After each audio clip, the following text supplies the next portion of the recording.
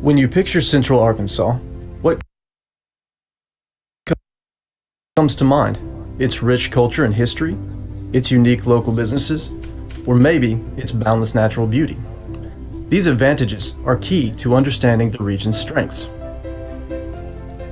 But how do we more efficiently move the people and goods that solve this puzzle by engaging Central Arkansans on transportation and land development issues? Introducing the Connecting Central Arkansas Public Outreach Initiative. Metroplan is the metropolitan planning organization for Faulkner, Lonoke, Pulaski, and Saline counties. This means we are responsible for coordinating transportation planning and investing in infrastructure projects around our region. Our primary charge is the Long-Range Metropolitan Transportation Plan. This guides strategies for regional transportation and land development and requires a very deliberate accounting of our investments. The Connecting Central Arkansas Public Outreach Initiative will kick off our upcoming plan, a sustainable, wide-reaching vision of what our region can become, not just tomorrow or next year, but a generation from now. Our challenge is how do we adapt and maintain a transportation system that competes globally and enables a region of 1 million people. Connecting Central Arkansas Public Outreach Initiative is about building a plan together, which ultimately affects the entire region and how residents interact. The community should help guide how the region will grow over the next 20 years. For this reason, we want to hear from a broad spectrum of people as it is vital to our success. Through Metroplan's outreach with the advisory committee's 5 themes arose to guide the transportation plan. Your input is needed on how to achieve these themes best. How would you connect Central Arkansas to active neighborhoods and placemaking? How would you connect Central Arkansas to accessible transportation? How would you connect Central Arkansas to reliable, resilient, and safer transportation? How would you connect Central Arkansas to innovation in transportation and land development? How would you connect Central Arkansas to regional collaboration and identity? Visit Metroplan.org and click Metropolitan Transportation Plan to access our survey, review the timeline, and learn about specific opportunities for engagement. Together, let's connect Central Arkansas.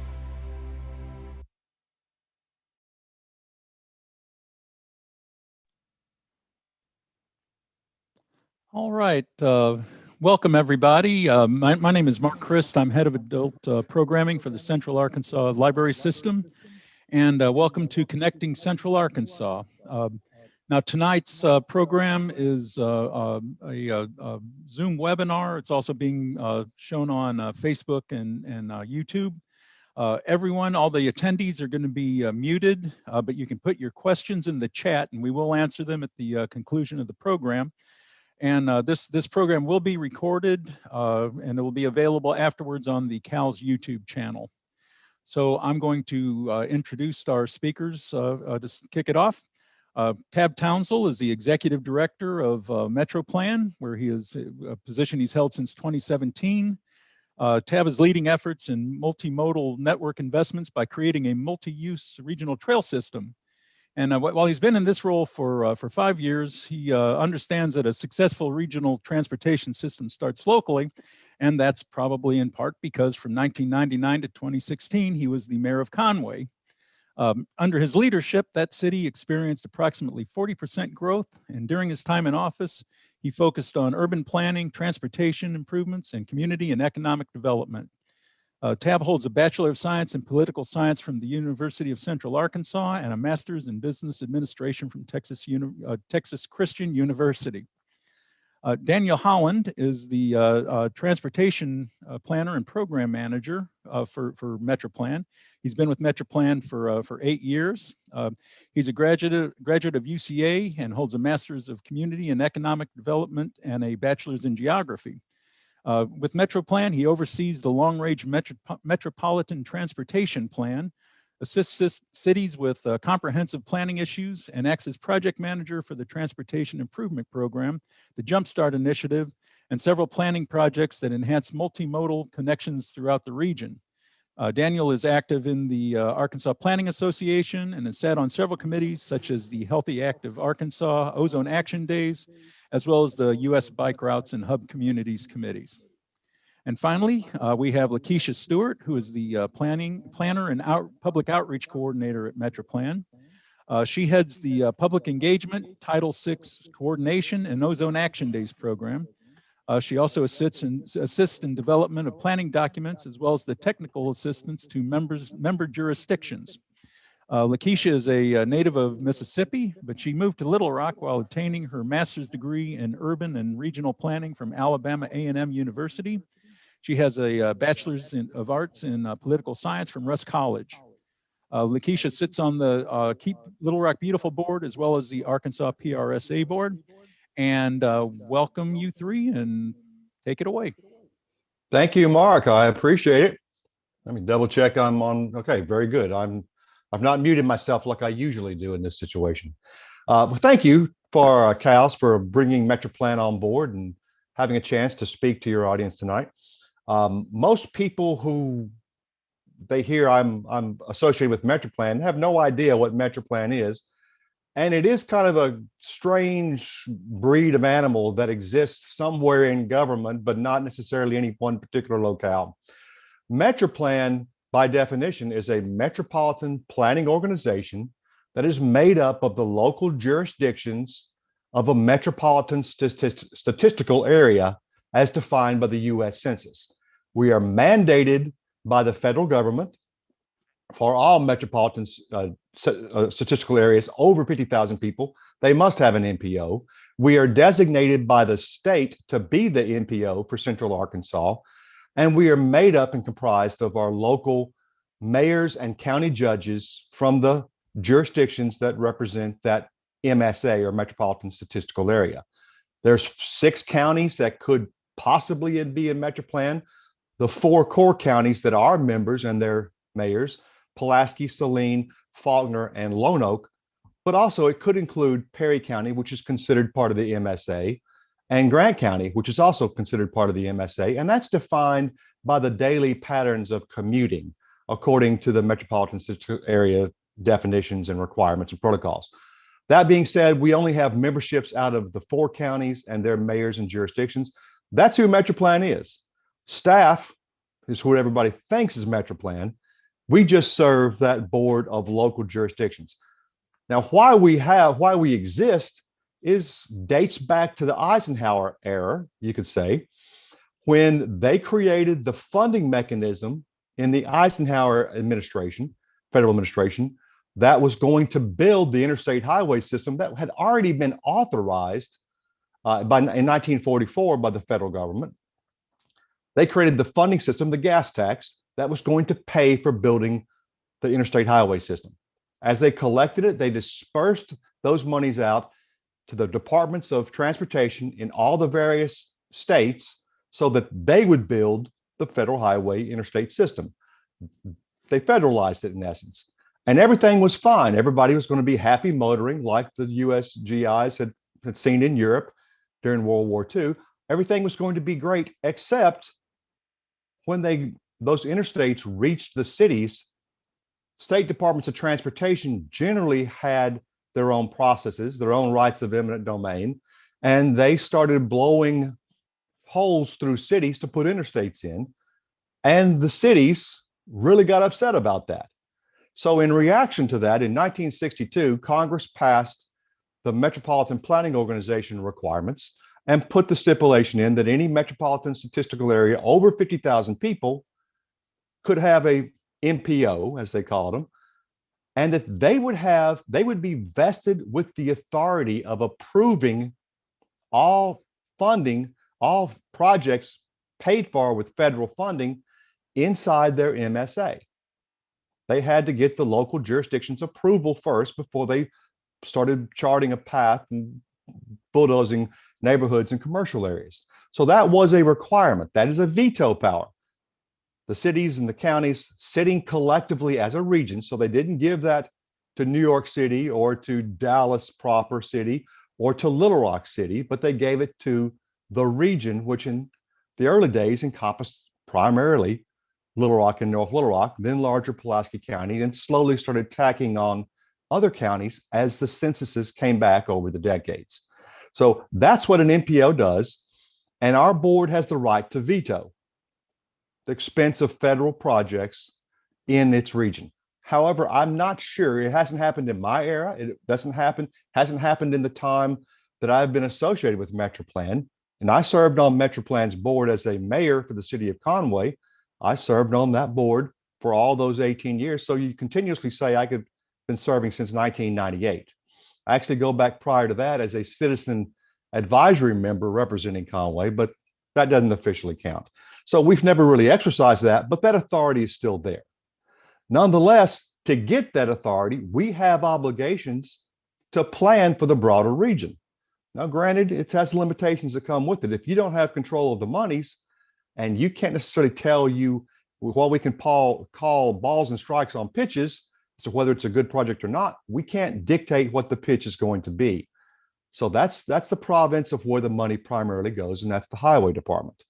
But nonetheless, we have an obligation to plan, and because of that, we have the long-range Metropolitan Transportation Plan, which has to be a 20-year look that's financially constrained at what projects might be coming to our central Arkansas area, trying to imagine what was on the radar screen.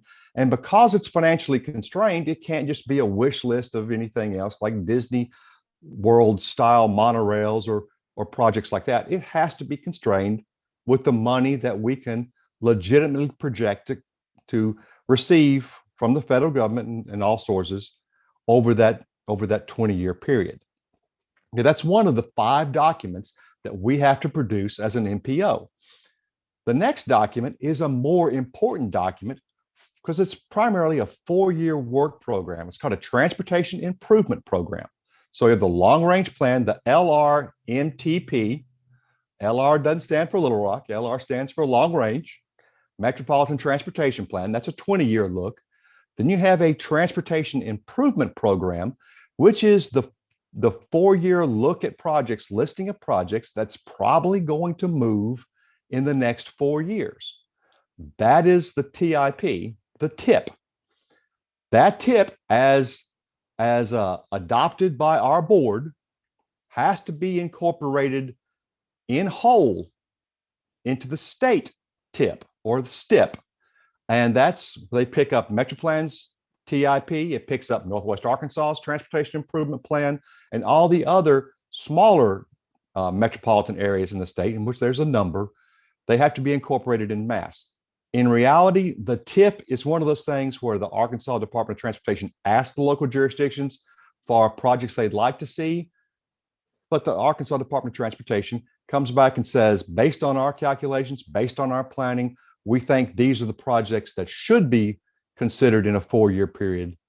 And the Metroplan board has heretofore always adopted that list. So that's where it comes from. And we update that anywhere from 2 to 4 years down the road. That's a 4-year running list of projects that are carved out and sometimes augmented from the Metropolitan Transportation Plan, the long range one. So those are the 2 primary transportation documents that control the federal transportation funding in the metropolitan statistical area that Metroplan covers. Further beyond that, we have 3 documents that we have to produce that outlines how we go about our job to ensure we meet the federal government requirements that are associated with planning. Number 1, we have to show our work and what we're going to be doing over the next few years with the Unified Planning Work Program. The UPWP shows what we are going to be doing in the metropolitan area, what the highway department is going to be doing in the metropolitan area, and what federal transit agency, the Rock Region Metro, and the other smaller agencies expending transit dollars will be spending their time and efforts doing, whether it's planning dollars or actual projects. That'll be part of the UPWP, and we have to show our work. It has been every year. This year we adopted a 2-year version of that instead of a 1-year version of that. So that's one document we have to do. Then we also have to prove to the federal government that we've got a plan in place to reach out to the public, and that's called a 3P or public participation plan, that we are going to show how we are going to reach out to every part of the public and actively, ask for their input into our process in developing the long-range transportation plan, in developing the transportation improvement plan, and the work we have to do. So we have to make sure we show our work in that this is how we're going to reach out to various parts of our community instead of just relying on them coming to us. That's a federal requirement, and we have to pay close attention to that. And then finally, as a further insurance to the public participation plan, we've got to show our Title VI plan, which is specifically reaching out to make sure that no agency, no group of people, no demographic in our community is excluded. And that's where we especially find our English as our language proficiency concerns, where we try to reach out to organizations that can help us spread our message in other languages to make sure we reach as many people as we can, even though they may not be speaking English. So that's our primary task as given from the federal government. And like I said, we are the staff to a board of local governing officials. Our board of directors is about 36 people, made up of all the mayors and county judges in the participating counties.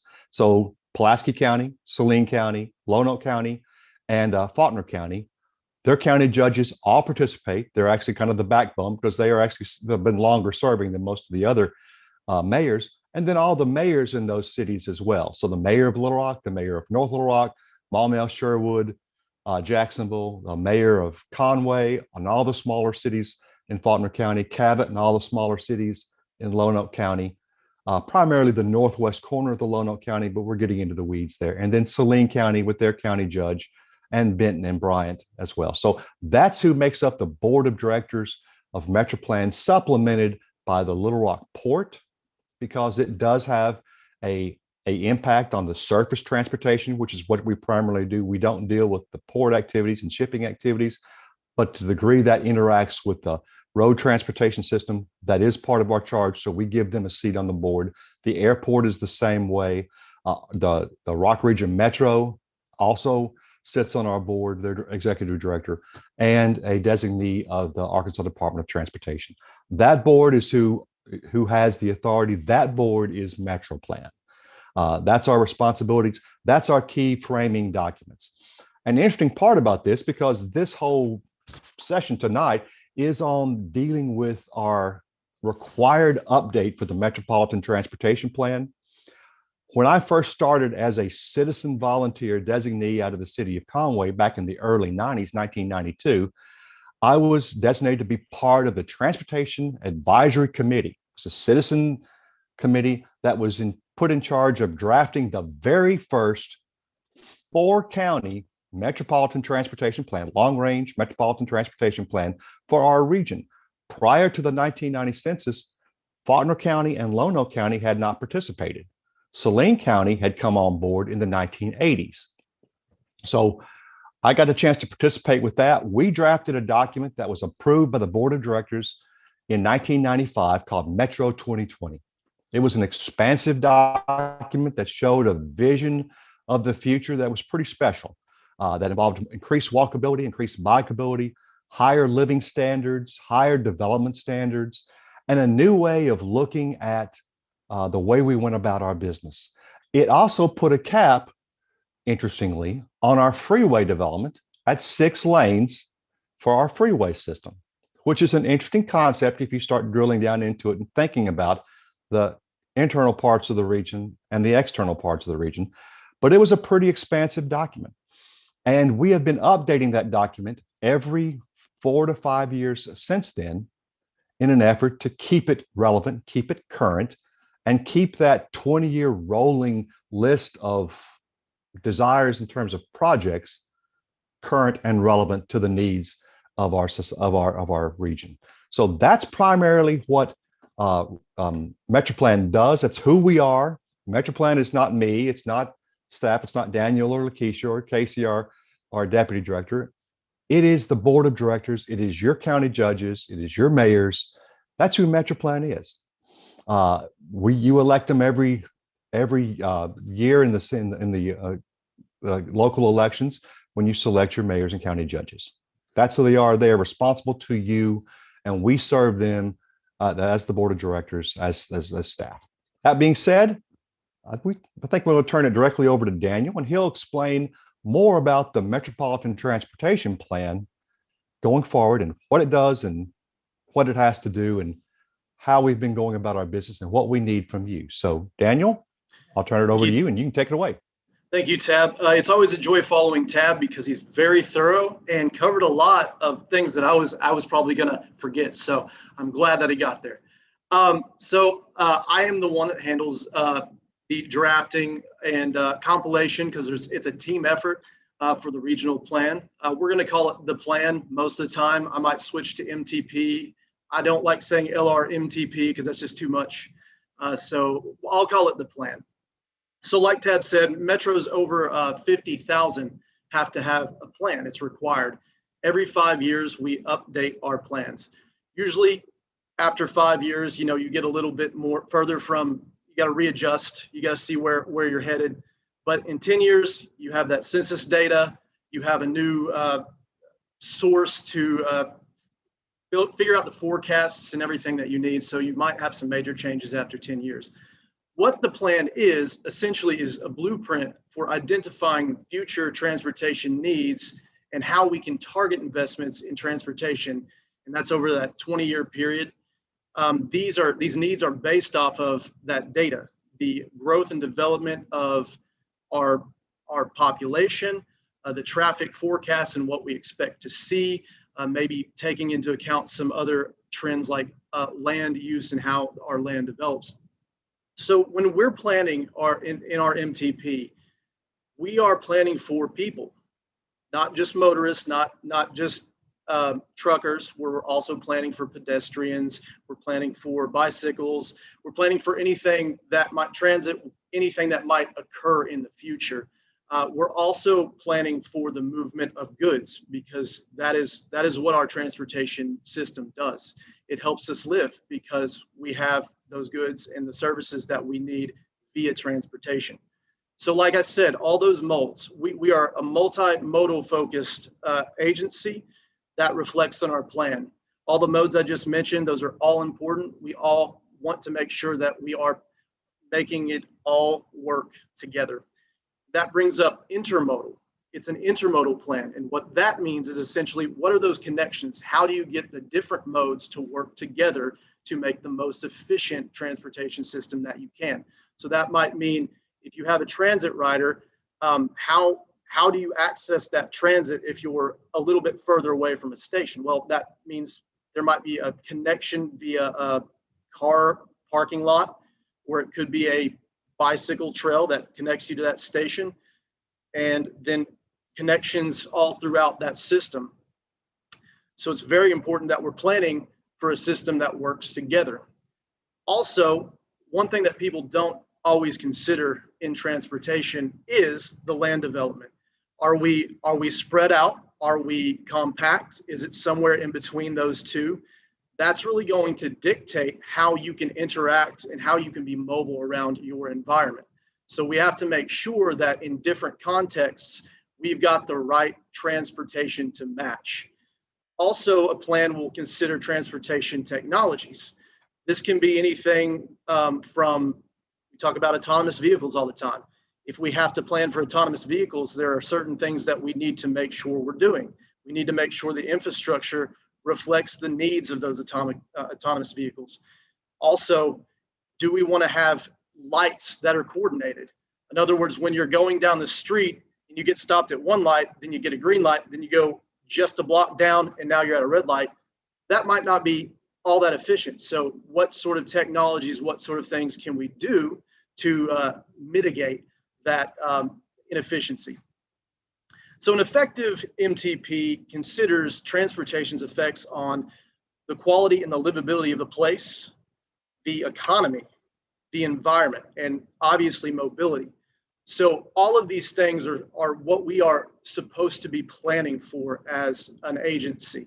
We have a federal mandate that says you need to consider these factors, and transportation affects everyday life. Transportation is your walk to your car. you are a pedestrian at that point. Your walk to your kitchen, that's transportation. Everything we do is transportation. It affects everything in life. Obviously, we're not going to plan for your commute to the kitchen, but that one's on you. Transportation drives everything. That is a pun, so you can roll your eyes. I just had to put that in there. Ultimately, we want a plan that steers investments and informs further study. And like Tab said, it needs to be financially constrained. And again, what that means is if we don't have the money for it, we can't build it. So we have to make sure that we're planning with purpose. So now I'm going to ask, can you put that the themes on screen for me? We're going to get into our next plan update. So we're in the midst of developing a new foundational plan. We talked about Metro 2020. That was back in '95. That was kind of the beginning of these ideas. But now we reached that plan horizon just in 2020. And so we're setting a new foundation. But we do realize that some of those themes from the original planning efforts kind of ring true. And so we came up with themes with our regional advisory committees. That is 3 committees of a mix of citizens that are just individuals, important institutions from health, obviously transportation, retirement community, all sorts of different people that really use the transportation system and need to work together to make it work for all of us. It also consists of the implementers, city staff people that are, engineers and planners that actually have the ability to make the plans or do the projects that they need to do to make our transportation better. So we are really building off the foundation we set from earlier. So if you can see these themes on screen, theme 1 is active neighborhoods and placemaking. And let's think of this in a transportation lens. So this is transportation and investments and land development practices should achieve active, walkable, and bikeable communities, transit readiness, and quality public places while supporting economic vitality and livable communities. So I'm going to ask Tab, what does that mean to you? What is an active neighborhood and placemaking? And you got on mute. Yeah, thank you. I'm bad about that. Thank you for catching me. To me, an active, livable neighborhood and placemaking is about creating those places that people want to be, not just vehicles. No one wants to be on a 5-lane road or standing right beside it when it's busy, but you want to be in those places where you feel welcome. That's the type of thing, that's the type of neighborhood we want to live in. That's even the type of commercial areas we like.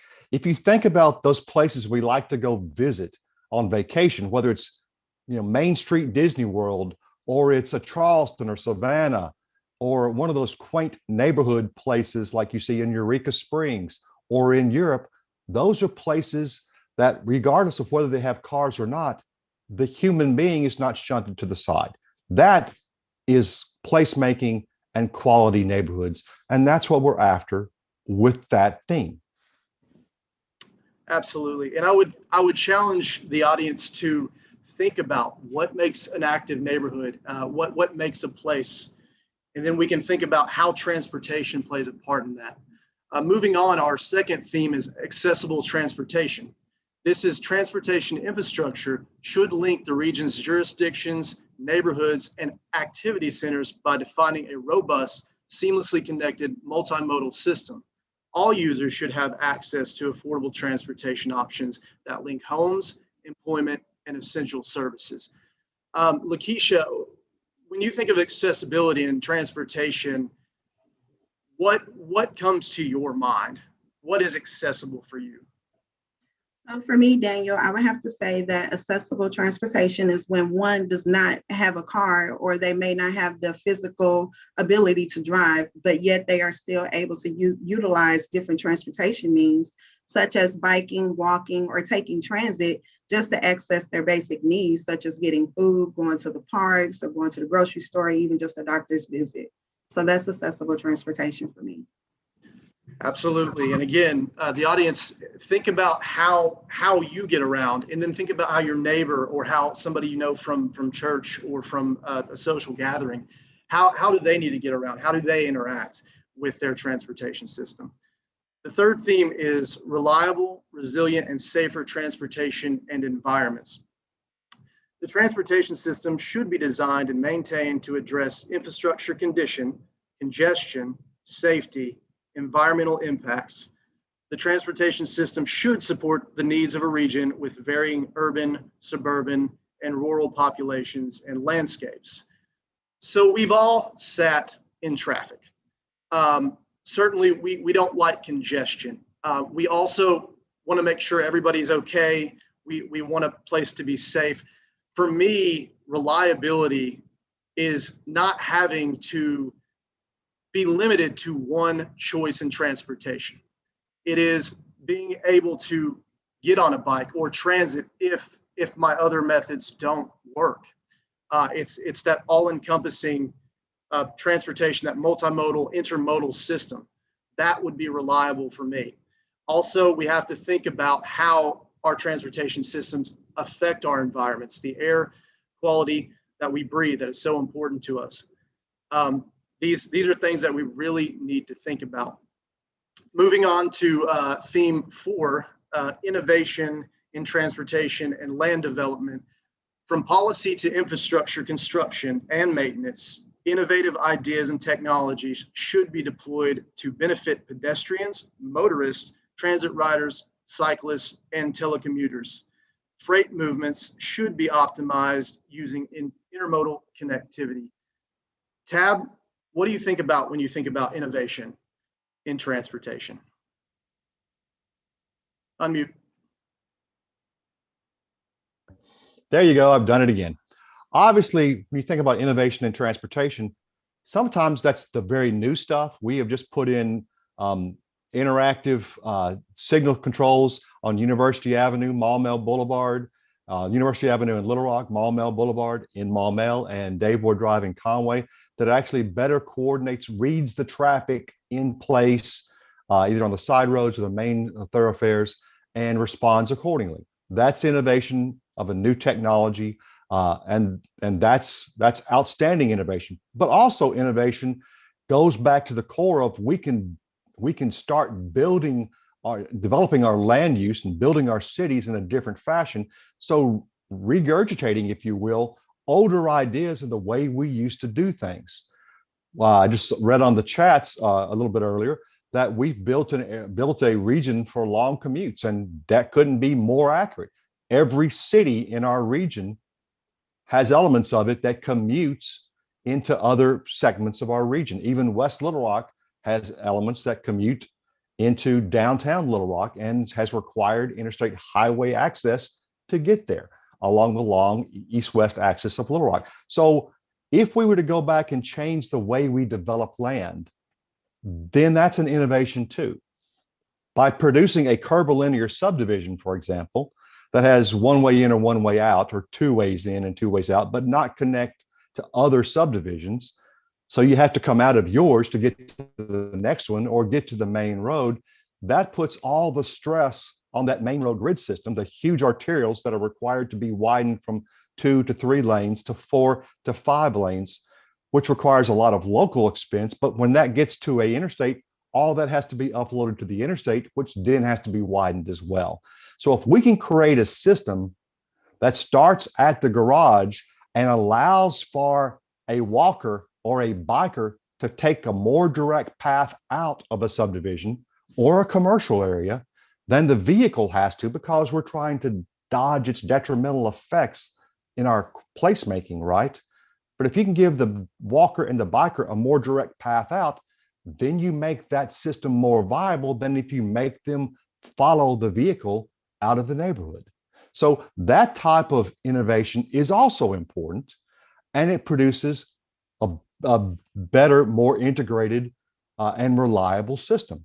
If you go look at the grid systems of our oldest cities, the oldest areas of our cities, and see the traffic counts on those old grid systems, whether it's east of Mississippi in Little Rock or around the Argenta area, or perhaps around the Courthouse Square in Benton, or just west of downtown in Conway, those grid systems do not carry the traffic because they have so many more roads that provide options. That provides a reliability based on design that new suburbia that we've been building for the past 70 years does not. Absolutely. So I'm going to give Lakeisha, obviously you saw the switching off. I'm going to give Lakeisha this one off because she's about to have to speak. So our fifth and final theme is regional collaboration and identity. Regional partnerships, policies, and programs should encourage local policy decisions and investments that foster a connected and equitable transportation system that elevates Central Arkansas nationally.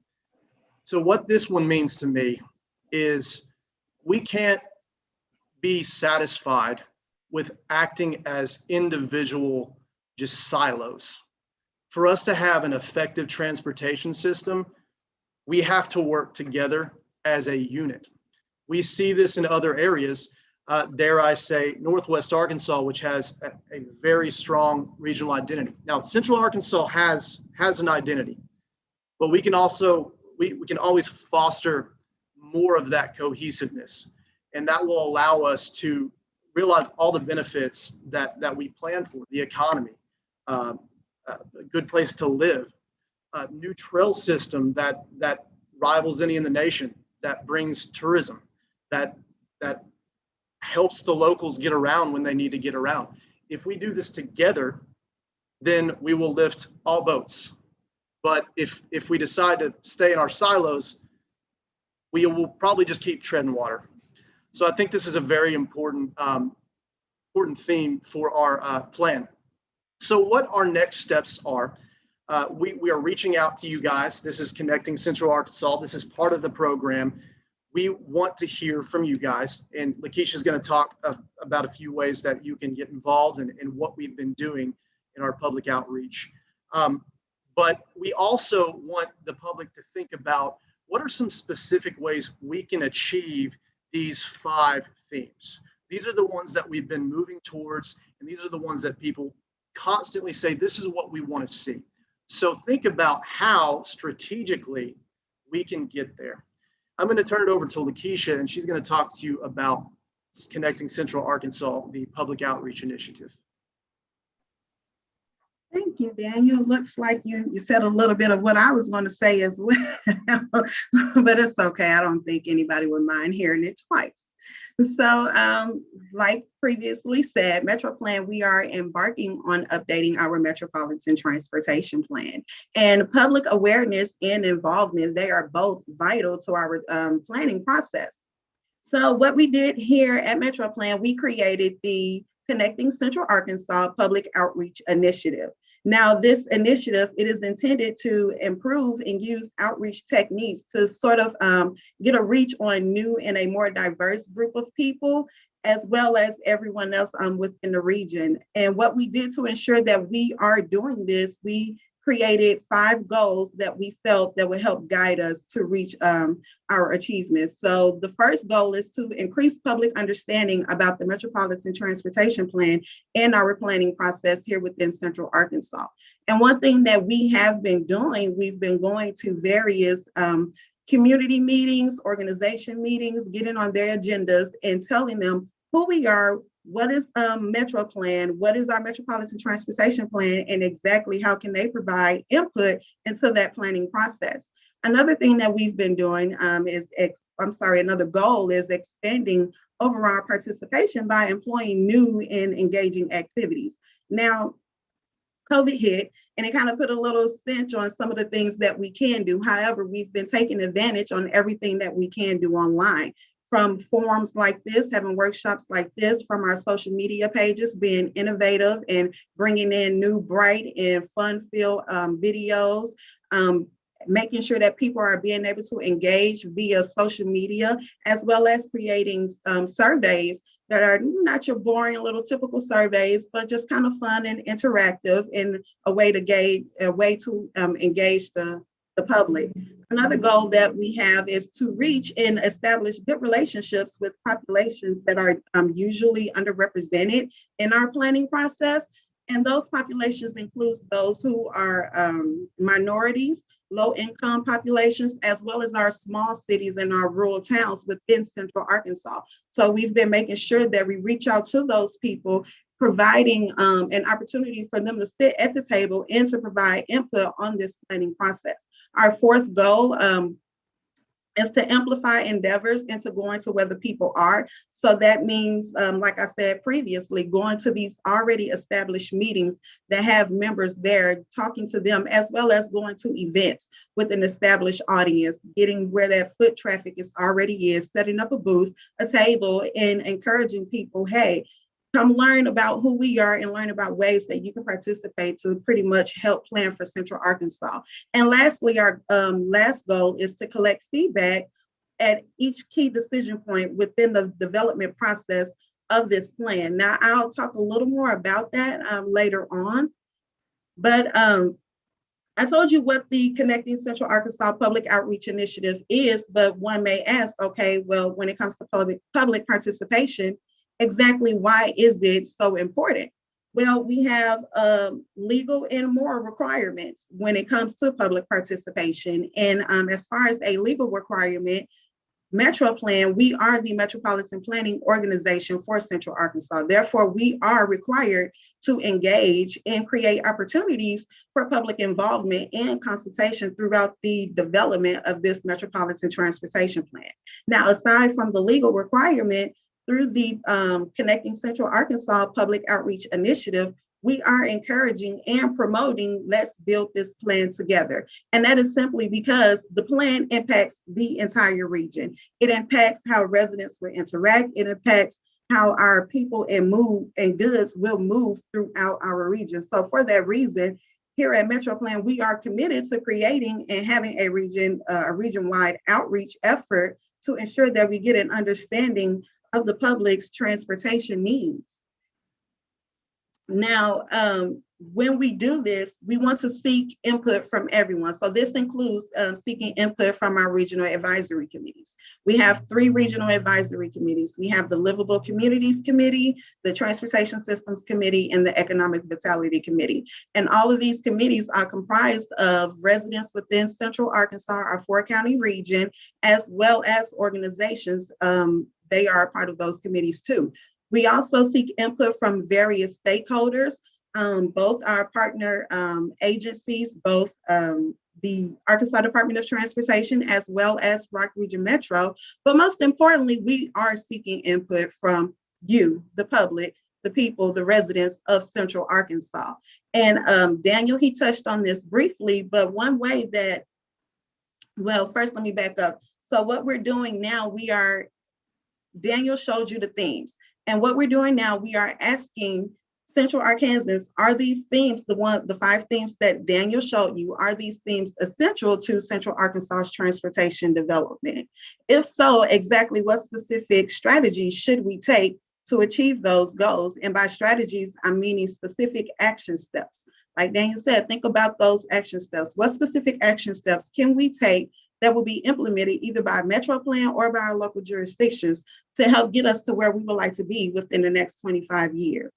We are gathering this input via a survey. In the survey, it may be found on our website at metroplan.org. All you have to do is click on that bright logo that says Connecting Central Arkansas, and it'll take you to a web page where the survey is found on. You may also find our survey on our social media pages. We are on Facebook as well as Twitter, both at Metroplan. As soon as you get on those social media pages, you will see our survey at the top of the page.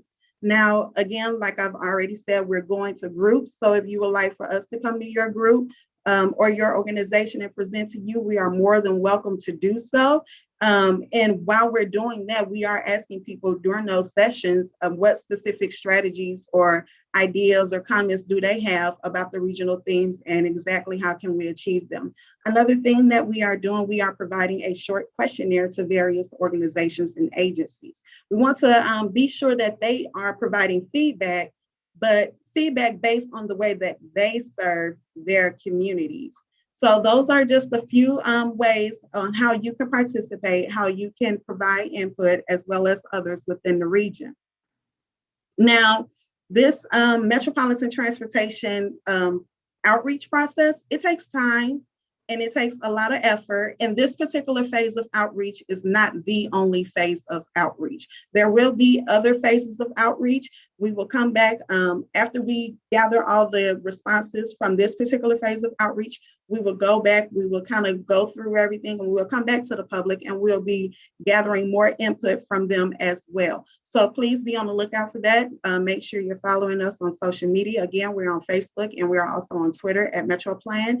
And also visit our website, metroplan.org. There'll be various updates on that website as to when and how you can participate and provide your feedback. Another thing that I would like to say, and this is aside from the Metropolitan Transportation Plan, but we also, throughout the whole year, we are always asking for comments and feedbacks on various projects and different documents that we put out to the public. And one of those projects that I'm going to toss over back to Tab is the regional multi-use path trail project. So Tab, would you like to expound on that a little bit for me? You're on mute. World's worst at that. Okay, not only do we have the requirement to plan, but the federal government does give MPOs a little bit of money by which to help implement projects of their own choosing. When I say a little bit, it's not that much.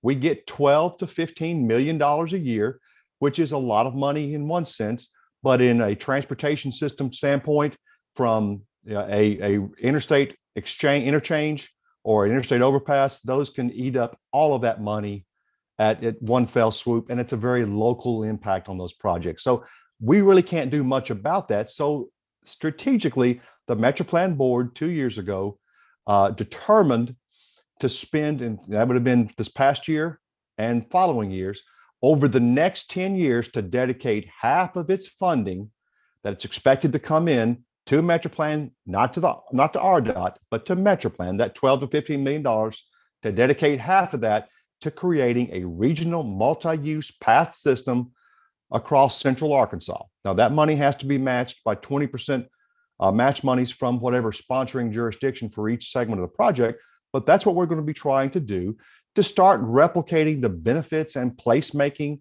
and transportation benefits of the Razorback Greenway and what it has done for Northwest Arkansas, to start replicating that here, along with partners in the local jurisdictions and around our local economy. So that's exciting. We're going to be having another outreach group come out and start responding to the jurisdictions to ask your input into where these trails and regional paths should go, what they should touch on, where they should lead to and connect with.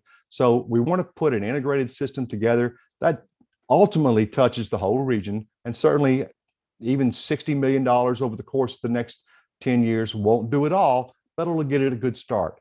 And if you think of the Razorback Greenway taking 20 years in all of its manifestations, then you understand that this is a good start, but it's just a start. So that's our effort. So be expecting that. It's coming down the pike quickly, and we'll turn it over to, I guess, question and answers from this point on.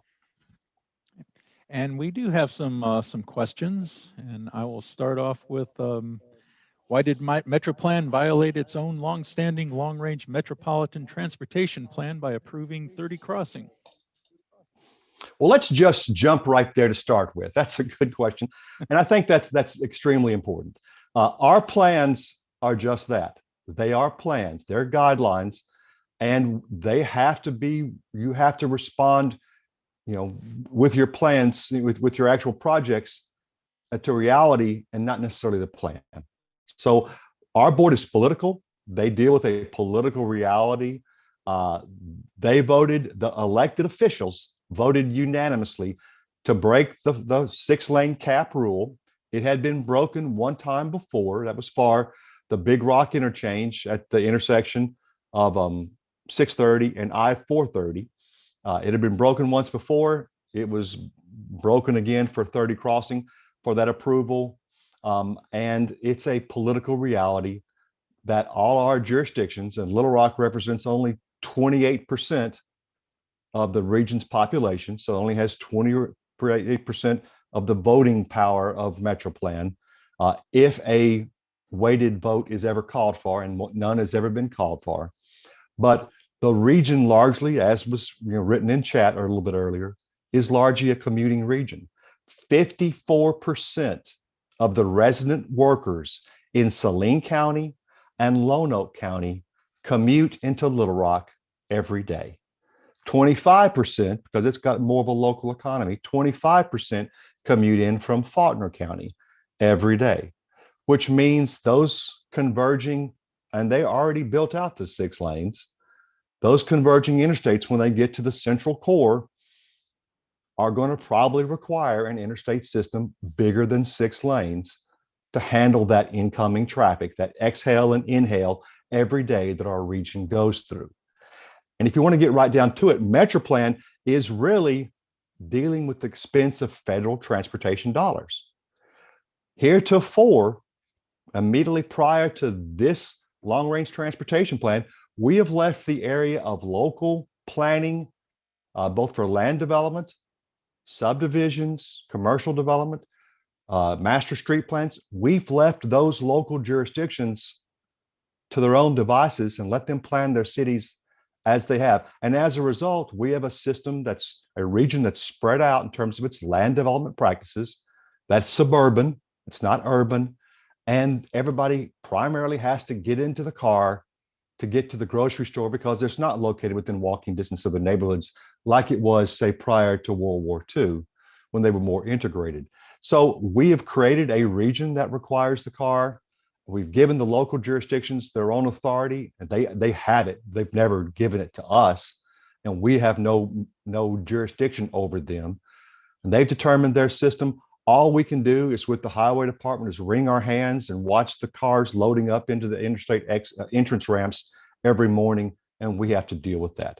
Our board recognizes that. They voted to approve, and still the rule is there, but the board has to vote to approve it. But every elected official voted to approve that for that.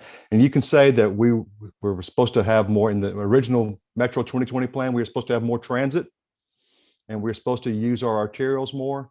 Fact of the matter is, the arterials run through the downtowns of all the small cities between the outlying areas and downtown Little Rock. So they have slow zones, they have stoplights, it's stop and go, it's not appreciated. Arterials was not a viable alternative to the interstate highway system. That's why they didn't load up Highway 365 from Conway to North Little Rock. They loaded up the interstate with an extra travel lane. Also, the transit system. The transit system is primarily funded, something something north of 2/3 of the operating cost of transit. Rock Region Metro comes from the local government contributions. So Little Rock City budget, North Little Rock City budget, Pulaski County's county budget, and that has been a relatively flat. It has not grown that much in terms of new revenues over the course of the last few decades. And so they can't expand transit without a greater contribution from those city and county budgets, or an independent source that was voted down of money that was voted down in Pulaski County just a few years ago. So without the arterials being used as an alternative to the interstates, and without transit, once you get into the downtown core of Little Rock and North Little Rock, it wasn't going to work. Our board voted very politically and practically, thinking of all their commuters coming in every day. And that's why 30 Crossing was approved by our board of directors, your mayors, and your county judges. All right, thank you. Okay, we have a question. Are there plans to resume transit routes to and from Mammal? And this viewer says it would be greatly appreciated if it was available for working middle and lower class folks that reside in Mammal. Is that is that COVID related, or are we saying? I think any COVID related changes to their service will eventually pick back up. Tab, do you remember if there's a route out there? There has been a route out there. There has been other routes that serve the outlying areas of Pulaski County. Running from North Little Rock to Sherwood to Jacksonville, out to Maumelle. Some of those were the highest cost and lowest ridership routes available in the Rock Region Metro system. I'm not specifically sure about the Maumelle route. I do know that some of the routes were actually constrained or much more limited because of that, high cost and lack of service. Basically, they've got to put their system where the ridership is, and that's a change in philosophy that they've seen. That really is a question that should go to Rock Region Metro. We tend to stand back and let them run their system because they're the ones that are familiar with transit, and not us. That's kind of out of our bailiwick for that. Okay. Another question, how about updates on the Pike Avenue Pedestrian Improvement Plan? Surveyors have been out and about, but the viewer hasn't heard a timeline. Actually, the Pike Avenue is actually a neat project. It's constrained down to the very southern portion around the roundabout at this point. But with our regional multi-use trail system on dock, it's probably going to be utilized because you have such a broad right-of-way. I think the history of Pike Avenue was it was going to be part of the Central Midtown Expressway at one time. So that's why you can drive down Pike Avenue in North Little Rock and see such a broad expanse that's been cleared away. Well, the regional multi-use path system heading either out to Conway in the northwest or towards Cabot in the northeast can utilize Pike Avenue to getting up to a point where it could split off and either go northwest or northeast. If one of it can be used, it will serve certainly a regional function there, and that opportunity, that groundwork is being laid. In terms of a firm timeline, that's a North Little Rock question. We've approved the funding. It's to them to implement the plans and the surveying, and it's not there yet. But I'd say place a call into the city administration there in North Little Rock. Next question is, why should we invest in multiple modes of transportation?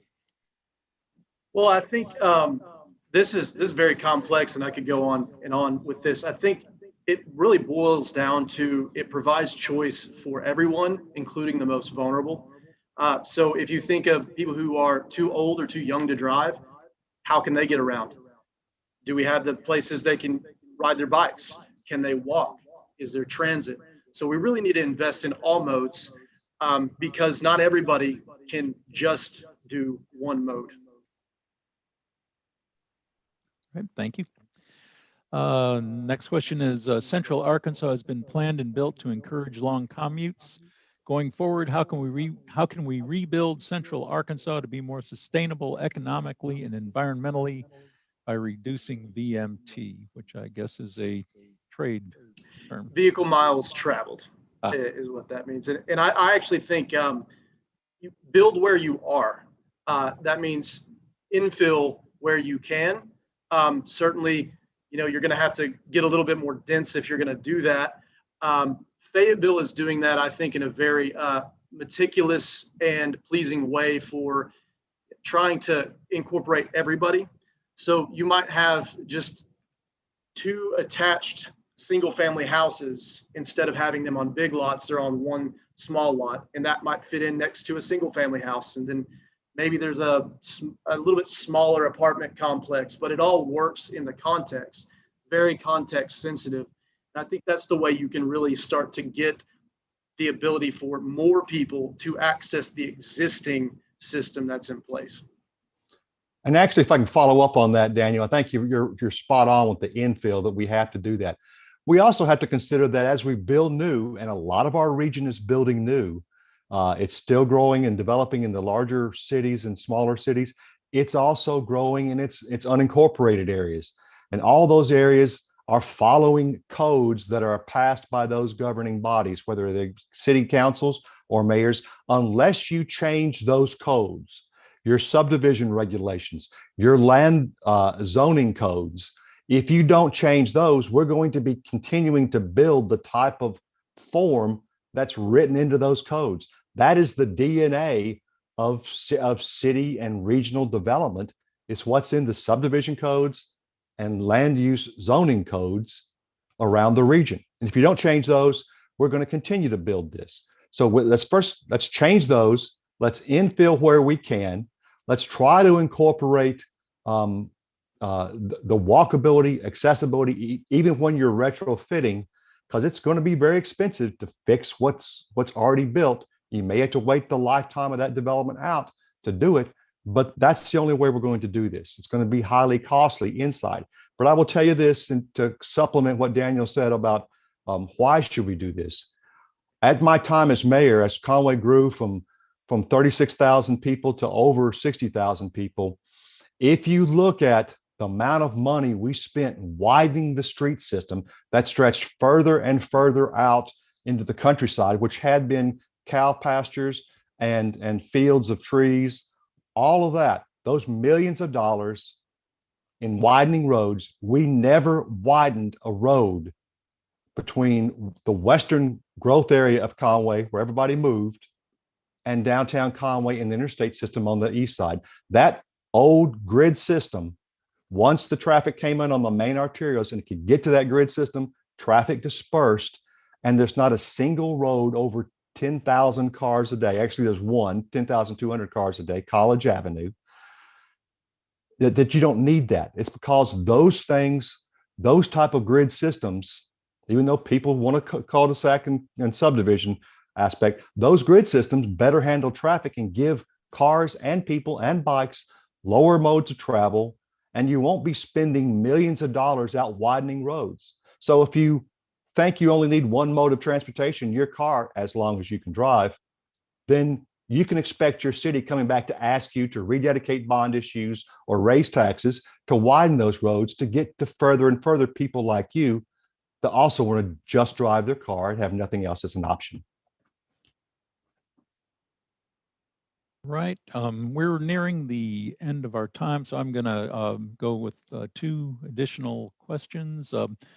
One is, are the 16 million funds mentioned for the pathways the total over the next 10 years? It's actually 55 million is dedicated over the next 10 years. So I think that's roughly 12 million per year. I mean, that's going to vary, but 55 million for 10 years. Okay. And that is half of the monies. 12 million times 10 being 120, 55 being conservative, to 60 is what we could expect to be dedicated towards a regional multi-use path system. Okay. And let's end it with, will there be an opportunity to review the strategies? Yes. Lakeisha, I think this is yours. Yes, finally. Yes, so like I said, after we're finished collecting all the responses from this particular outreach phase, we will be going back and we'll be looking through everything, and we'll compile everything up from the general public, our stakeholders, as well as our regional advisory committees, because they are constantly still working on this. So once we compile everything together, we will be bringing it back to the public and getting their input on this as well. So again, just be on the lookout on social media as well as our website, metroplan.org. Okay, Lakeisha, I'm going to toss one last one at you real quick. If somebody has a local organization, you know, a Rotary Club, something like that, that wants would like to hear more about this, how would they go about getting someone from Metroplan to speak with them? Absolutely. So for one, you can always go to our website at metroplan.org and you can click on the comments at metroplan.org. It goes straight to an email and you just request for someone to come out and speak at your organization. We are always willing and more than happy to do so. If not, you can always reach out to us on Facebook. Again, you can just sort of write a message, if you will, or you can just reach out to me directly. My email is lstewart, LSTEWART at metroplan.org, and I'll be more than happy to get that ready and available for you. All right. Well, this has been a very lively and informative session. Tab, Daniel, and Lakeisha, thank you so much for joining us and sharing this information. We'll be interested to see how this develops. Everybody, again, we will this program will be available on our on the CAL's YouTube channel here very shortly. And I guess that's it for the night. Everybody have a terrific evening and think about transportation. Thank you, Mark.